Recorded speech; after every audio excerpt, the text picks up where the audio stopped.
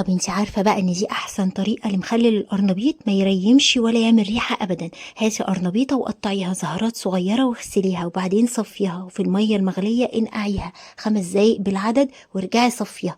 هاتي 2 لتر من المية، عليهم معلقة كبيرة من الهريسة، عصرة ليمون، فصين من الثوم والقرنفل عشان يديله ريحة حلوة وما يخلوهوش يعمل ريحة ابدا. معلقة صغيرة من الخل واوعي تكتري. 8 من الملح يبقوا مظبوطين جدا على ال2 لتر مية، و2 من السكر يخلي القرمشة بتاعتك عالية جدا لأي مخلل.